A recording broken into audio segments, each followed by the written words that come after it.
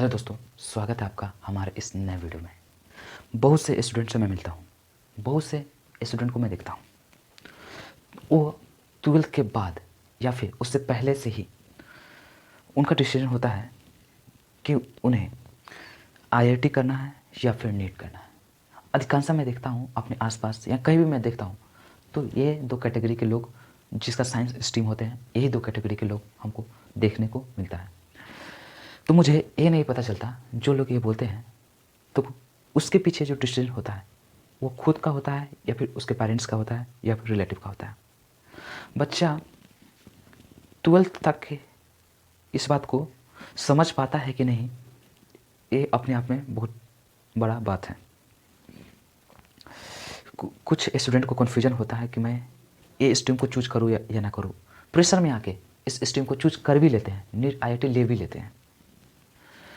तो समाज में इन दो व्यक्ति का काफ़ी महत्व देखने को मिलता है।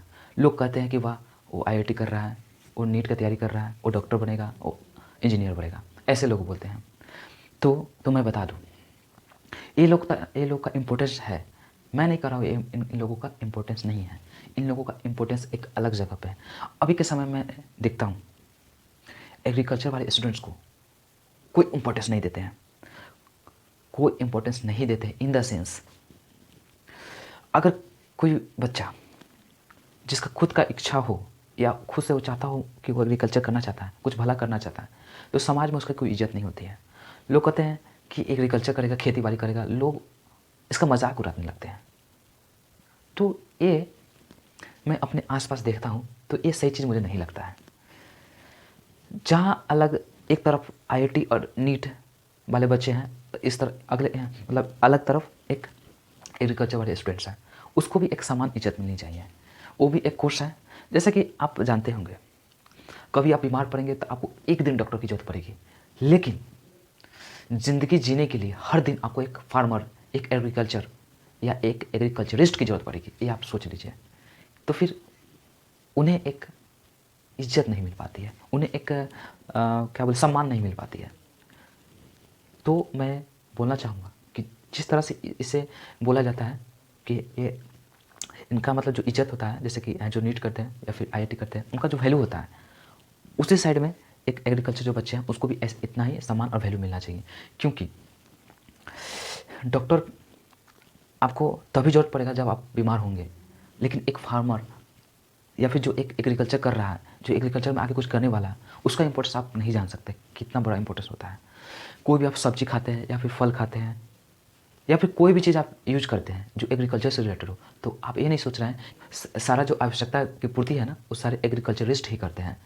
तो ये आपको जाननी चाहिए। और जो आपके रिलेटिव या फिर आपके दोस्त में कोई भी एग्रीकल्चर की तैयारी कर रहे हैं तो उसको और प्रोत्साहन देकर उसे और समर्थन देकर बताना चाहिए, समझाना चाहिए और इस कोर्स की तरफ अपना योगदान देना चाहिए और बताना चाहिए कि हाँ, ये कोर्स कोई ख़राब नहीं है।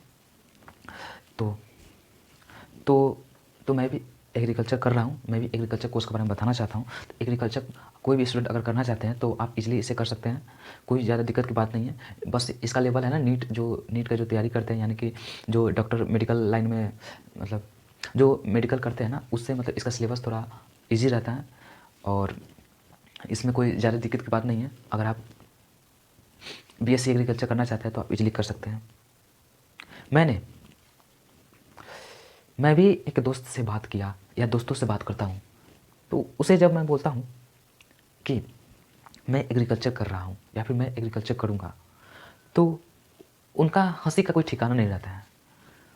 उनके चेहरे पर बस एक ही मतलब उसके मुंह से एक ही बात निकलती है कि खेती बाड़ी करेगा। और खेती बाड़ी ही करना है तो पढ़ाई क्यों कर रहा है, खेती बाड़ी करो, ऐसे लोग बोलते हैं।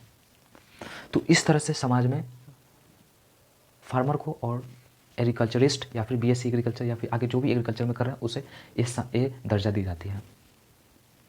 तो ऐसा भेदभाव को जितना जल्द हो सके ख़त्म करने की आवश्यकता है और इसके इम्पोर्टेंस को हमें समझना चाहिए और अपना जितना हो सके योगदान देना चाहिए और इसके प्रति जागरूक होना चाहिए।